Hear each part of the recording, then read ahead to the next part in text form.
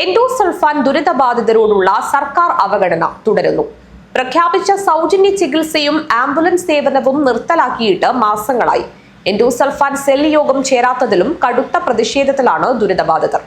Endosulfan ദുരിതബാധിത മേഖലയായി പ്രഖ്യാപിക്കപ്പെട്ട കാസർഗോഡ് ജില്ലയിലെ 11 പഞ്ചായത്തുകളിലും ഇരകൾക്ക് ആവശ്യത്തിന് മരുന്നും ഫിസിയോതെറാപ്പിയും വൈദ്യസഹായത്തിനുള്ള വാഹനവും ലഭിക്കുന്നില്ല എന്നതാണ് പരാതി.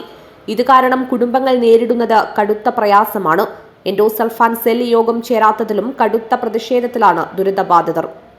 എൻഡോസൾഫാൻ ദുരിതബാധിതർ ഇപ്പോൾ ഏറ്റവും കൂടുതൽ വിഷമം അനുഭവിച്ചുകൊണ്ടിരിക്കുന്നത് ആവശ്യമായ ചികിത്സ ലഭിക്കാതെയാണ്. പല കുട്ടികളും മരിച്ചു കഴിഞ്ഞു. ഇപ്പോഴും പല കുട്ടികളും ആശുപത്രിയിൽ കിടക്കുകയാണ്.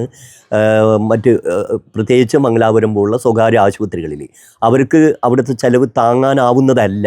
ഇത് അടിയന്തരമായി സർക്കാർ പരിഹരിക്കണം. കാസർഗോഡ് ജില്ലയിൽ അവർക്ക് ചികിത്സ കൊടുക്കാൻ ആവശ്യമായ ആ അർത്ഥത്തിലുള്ള സംവിധാനങ്ങൾ നിലവിലില്ല.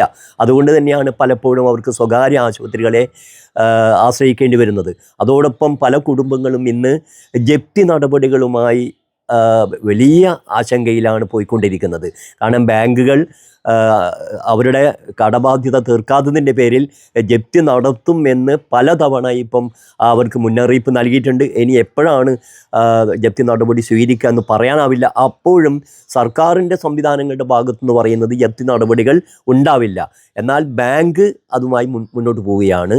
ഇതും കാസർഗോഡ് ജില്ലയിലെ എൻഡോസൾഫാൻ ദുരിതബാധിതർ അനുഭവിക്കുന്ന വലിയൊരു വിഷമഘട്ടത്തിലാണ് അവരിന്ന്. അതോടൊപ്പം സർക്കാരിൽ നിന്ന് കിട്ടേണ്ട ചില ആനുകൂല്യങ്ങൾ പോലും, പ്രത്യേകിച്ച് മാനസിക വെല്ലുവിളി നേരിടുന്ന കുട്ടികൾക്ക് സ്കോളർഷിപ്പ് കിട്ടാറുണ്ട്. ആ സ്കോളർഷിപ്പ് പോലും കൃത്യമായി കൊടുക്കാത്തൊരവസ്ഥ നിലവിലുണ്ട്. അതുപോലെ തന്നെ പലരും ചോദിക്കുന്നുണ്ട് അല്ലെങ്കിൽ പറയുന്നുണ്ട് ഞങ്ങൾക്ക് പെൻഷൻ കിട്ടിയിട്ടില്ല. പെൻഷനും എല്ലാവർക്കും കിട്ടാത്തൊരവസ്ഥ ഇപ്പോഴുണ്ട്. അവർ നോക്കുന്ന ആളുകൾ കൊടുക്കുന്ന ആനുകൂല്യം പോലും പലപ്പോഴും ഇല്ലാത്തൊരവസ്ഥ നിലവിലുണ്ട്. ഇതൊക്കെ പരിഹരിക്കാൻ അല്ലെങ്കിൽ ഇത് പറയാൻ ഉള്ള ഒരു വേദിയാണ് ഞങ്ങളെ സംബന്ധിച്ചിടത്തോളം എൻഡോസൾഫാൻ ദുരിതബാധിതർക്ക് വേണ്ടിയുള്ള റെമഡിയേഷൻ സെല്ല്. പക്ഷെ അത് കൂടിയിട്ട് തന്നെ വർഷങ്ങളായി. മന്ത്രി മുഹമ്മദ് റിയാസാണ് ചെയർമാൻ. അദ്ദേഹം തീരുമാനമെടുത്താൽ കാസർഗോഡ് ഇത് ചേരാൻ പറ്റും. എൻഡോസൾഫാൻ ദുരിതബാധിതരുടെ പ്രശ്നങ്ങൾ അവതരിപ്പിക്കാൻ അവിടെ പറ്റും.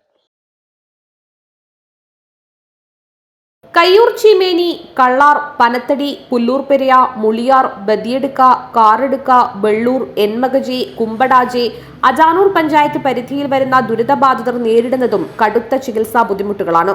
മരുന്നിനും ചികിത്സയ്ക്കും ഫണ്ട് നിലച്ചതിനാൽ കുടുംബങ്ങൾക്ക് 5000 മുതൽ 10000 രൂപ വരെ മാസം ചെലവഴിക്കേണ്ടി വരുന്ന സ്ഥിതിയാണ് നിലവിലുള്ളത്. ഡോക്ടർമാരുടെയും ഫിസിയോതെറാപ്പിസ്റ്റിന്റെയും വീട്ടിലെത്തിയുള്ള സേവനവും ലഭിക്കാത്ത അവസ്ഥയാണ്.